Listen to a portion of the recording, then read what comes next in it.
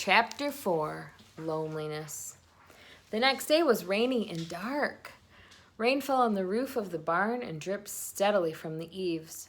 Rain fell in the barnyard and ran in crooked courses down into the lane where thistles and pigweed grew. Rain spattered against Mrs. Zuckerman's kitchen windows and came gushing out of the downspouts. Rain fell on the backs of the sheep as they grazed in the meadow. When the sheep tired of standing in the rain, they walked slowly up the lane and into the fold. Rain upset Wilbur's plans. Wilbur had planned to go out this day and dig a new hole in his yard. He had other plans too. His plans for the day went something like this. Breakfast at 6:30. Skim milk, crusts, middlings, bits of donuts, wheat cakes with drops of maple syrup sticking to them, potato skins, leftover custard pudding with raisins, and bits of shredded wheat. Breakfast would be finished at 7. From 7 to 8, Wilbur planned to have a talk with Templeton, the rat that lived under his trough. Talking with Templeton was not the most interesting occupation in the world, but it was better than nothing. From 8 to 9, Wilbur planned to take a nap outdoors in the sun. From 9 to 11, he planned to dig a hole or trench and possibly find something good to eat buried in the dirt. From 11 to 12, he planned to stand still and watch flies on the boards, watch bees in the clover, and watch swallows in the air. 12 o'clock, lunchtime. Middlings, warm water, apple parings, meat gravy, carrot scrapings, meat scraps, stale hominy, and the wrapper off a package of cheese. Lunch would be over at 1. From 1 to 2, Wilbur planned to sleep. From 2 to 3, he planned to scratch itchy places by rubbing against the fence. From 3 to 4, he planned to stand perfectly still and think of what it was like to be alive and to wait for Fern. At 4 would come supper.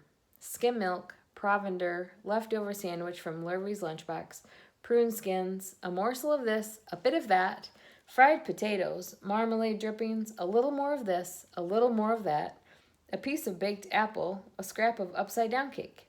Wilbur had gone to sleep thinking about these plans. He awoke at 6 and saw the rain, and it seemed as though he couldn't bear it.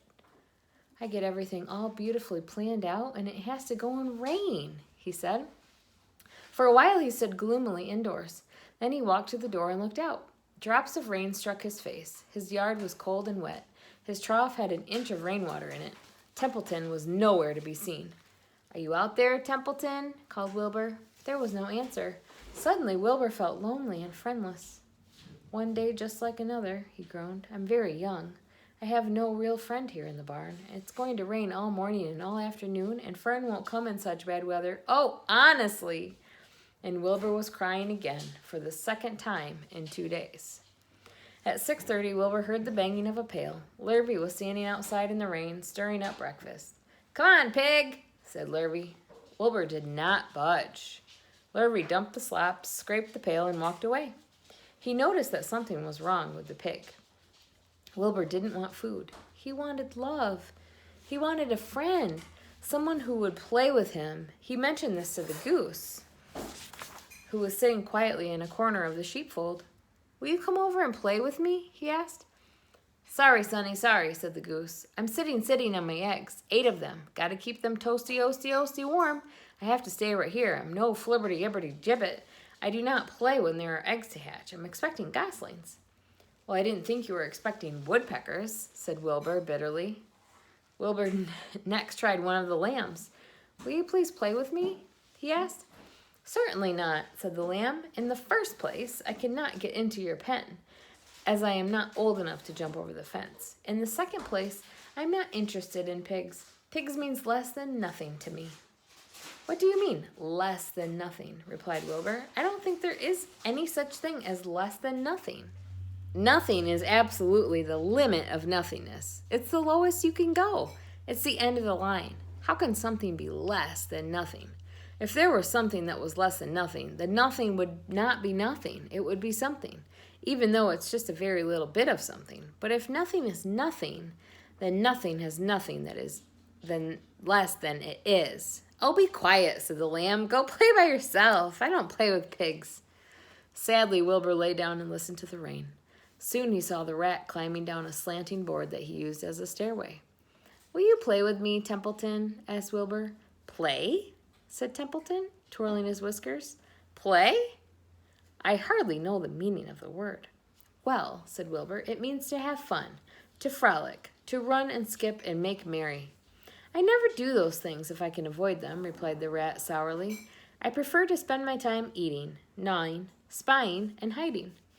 I am a glutton, but not a merrymaker. Right now I am on my way to your trough to eat your breakfast, since you haven't got sense enough to eat it yourself." And Templeton, the rat, crept stealthily along the wall and disappeared into a private tunnel that he had dug between the door and the trough in Wilbur's yard. Templeton was a crafty rat, and he had things pretty much his own way. The tunnel was an example of his skill and cunning. The tunnel enabled him to get from the barn to his hiding place under the pig trough without coming out into the open. He had tunnels and runways all over Mr. Zuckerman's farm and could get from one place to another without being seen. Usually, he slept during the daytime and was abroad only after dark. Wilbur watched him disappear into his tunnel. In a moment, he saw the rat's sharp nose poke out from underneath the wooden trough. Cautiously, Templeton pulled himself over the edge of the trough. This was almost more than Wilbur could stand. On this dreary, rainy day, to see his breakfast being eaten by somebody else. He knew Templeton was getting soaked out there in the pouring rain, but even that didn't comfort him. Friendless, dejected, and hungry, he threw himself down in the manure and sobbed. Late that afternoon, Lurvy went to Mr. Zuckerman. "I think there's something wrong with that pig of yours. He hasn't touched his food." "Give him 2 spoonfuls of sulfur and a little molasses," said Mr. Zuckerman. Wilbur couldn't believe what was happening to him when Lurvy caught him and forced the medicine down his throat. This was certainly the worst day of his life. He didn't know whether he could endure the awful loneliness any more. Darkness settled over everything. Soon there were only shadows and the noises of the sheep chewing their cuds, and occasionally the rattle of a cow chain up overhead. You can imagine Wilbur's surprise when, out of the darkness, came a small voice he had never heard before. It sounded rather thin, but pleasant. "Do you want a friend, Wilbur?" it said. "I'll be a friend to you. I've watched you all day, and I like you." "But I can't see you," said Wilbur, jumping to his feet. "Where are you, and who are you?" "I'm right up here," said the voice. "Go to sleep. You'll see me in the morning." Chapter 5. Charlotte. The night seemed long. Wilbur's stomach was empty and his mind was full, and when your stomach is empty and your mind is full, it's always hard to sleep. A dozen times during the night, Wilbur woke and stared into the blackness, listening to the sounds and trying to figure out what time it was. A barn is never perfectly quiet. Even at midnight, there's usually something stirring. The first time he woke, he heard Templeton gnawing a hole in the grain bin. Templeton's teeth scraped loudly against the wood and made quite a racket. "That crazy rat," thought Wilbur. "Why does he have to stay up all night, grinding his clashers and destroying people's property? Why can't he go to sleep like any decent animal?" The second time Wilbur woke, he heard the goose turning on her nest and chuckling to herself. "What time is it?" whispered Wilbur to the goose. Probably about 11:30, said the goose. "Why aren't you asleep, Wilbur?" "Too many things on my mind," said Wilbur. "Well," said the goose, "that's not my trouble. I have nothing at all on my mind, but I have too many things under my behind. Have you ever tried to sleep while sitting on 8 eggs? "No," replied Wilbur. "I suppose it is uncomfortable. How long does it take a goose egg to hatch?" Approximately 30 days, I'm told," answered the goose, "but I cheat a little. On warm afternoons, I just pull a little straw over the eggs and go out for a walk." Wilbur yawned and went back to sleep. In his dreams, he heard again the voice saying, "I'll be a friend to you. Go to sleep. You'll see me in the morning." About half an hour before dawn, Wilbur woke and listened. The barn was still dark. The sheep lay motionless. Even the goose was quiet. Overhead, on the main floor, nothing stirred. The cows were resting, the horses dozed. Templeton had quit work and gone off somewhere on an errand. The only sound was a slight scraping noise from the rooftop, where the weather vane swung back and forth. Wilbur loved the barn when it was like this, calm and quiet, waiting for light. "Day is almost here," he thought. Through a small window, a faint gleam appeared. One by one, the stars went out. Wilbur could see the goose a few feet away. She sat with head tucked under a wing. Then she could see the sheep. Then he could see the sheep and the lambs. The sky lightened. Oh, beautiful day, it is here at last. Today I shall find my friend.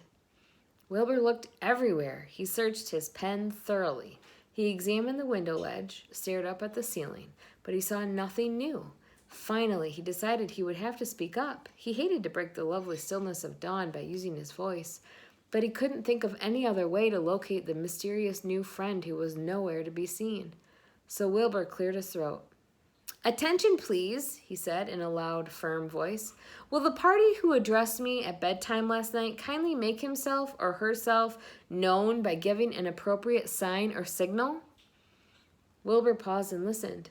All the other animals lifted their heads and stared at him. Wilbur blushed, but he was determined to get in touch with his unknown friend. "Attention, please," he said. "I will repeat the message. Will the party who addressed me at bedtime last night kindly speak up? Please tell me where you are, if you are my friend." The sheep looked at each other in disgust. "Stop your nonsense, Wilbur," said the oldest sheep. "If you have a new friend here, you are probably disturbing his rest, and the quickest way to spoil his friendship is to wake somebody up in the morning before he is ready. How can you be sure your friend is an early riser?" "I beg everyone's pardon," whispered Wilbur. "I didn't mean to be objectionable." He lay down meekly in the manure, facing the door. He did not know it, but his friend was very near, and the old sheep was right. The friend was still asleep. Soon Lurvy appeared with slops for breakfast. Wilbur rushed out, ate everything in a hurry, and licked the trough. The sheep moved off down the lane, and the gander waddled along behind them, pulling grass. And then, just as Wilbur was settling down for his morning nap, he heard again the thin voice that had addressed him the night before. "Salutations," said the voice. Wilbur jumped to his feet. "What?" he cried. "Salutations," repeated the voice. "What are they, and where are you?" screamed Wilbur. "Please, please tell me where you are, and what are salutations?" "Salutations are greetings," said the voice. "When I say salutations, it's just my fancy way of saying hello or good morning. Actually, it's a silly expression, and I'm surprised that I use it at all. As for my whereabouts, that's easy. Look up here in the corner of the doorway. Here I am. Look, I'm waving." At last, Wilbur saw the creature that had spoken to him in such a kindly way. Stretched across the upper part of the doorway was a big spider web, and hanging from the top of the web, head down, was a large gray spider. She was about the size of a gumdrop. She had 8 legs, and she was waving one of them at Wilbur in friendly greeting. "See me now?" she asked. "Oh, yes, indeed," said Wilbur. "Yes, indeed. How are you? Good morning. Salutations. Very pleased to meet you. What is your name, please? May I have your name?" "My name," said the spider, "is Charlotte." "Charlotte what?" asked Wilbur eagerly. "Charlotte A. Cavatica, but just call me Charlotte." "I think you're beautiful," said Wilbur. "Well, I am pretty," replied Charlotte. "There's no denying that. Almost all spiders are rather nice looking. I'm not as flashy as some, but I'll do. I wish I could see you, Wilbur, as clearly as you can see me." "Why can't you?" asked the pig. "I'm right here." "Yes, but I'm nearsighted," replied Charlotte. "I've always been dreadfully nearsighted.